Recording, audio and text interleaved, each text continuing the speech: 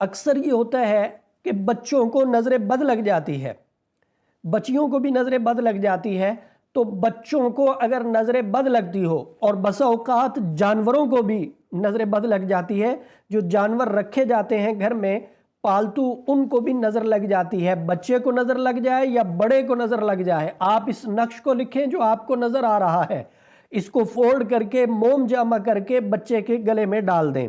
اور اگر کسی جانور کو نظر بد لگی ہوئی ہے تو آپ نے جانور کے بھی گلے میں ڈالنا ہے، لیکن اس کی ترتیب یہ بنانی ہے کہ آپ نے لکڑی کوئی لے لینی ہے، اس کے اندر سوراخ کر کے پھر نقش کو اندر رکھنا ہے، تاکہ اگر جانور کسی جگہ پہ بیٹھتا ہے تو یہ نقش نیچے نہ لگے۔ پوری احتیاط کے ساتھ نقش آپ جانور کے گلے میں ڈالیں، اللہ فضل فرمائے گا، اس کو نظر بد لگی ہوگی تو وہ ختم ہو جائے گی، بچے کو لگی ہوگی تو وہ ختم ہو جائے گی، اور جب تک یہ نقش گلے میں رہے گا دوبارہ نظر بد نہیں لگے گی۔ آپ شفاء الدہر روحانی مرکز کی واٹس ایپ نمبر پر دنیا بھر سے رابطہ کر سکتے ہیں۔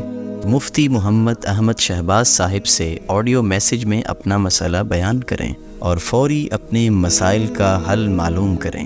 ہمارا واٹس ایپ نمبر ہے +92 300 488 386۔ شفاء الدہر روحانی مرکز، روحانی مسائل کا حل قرآن و سنت سے۔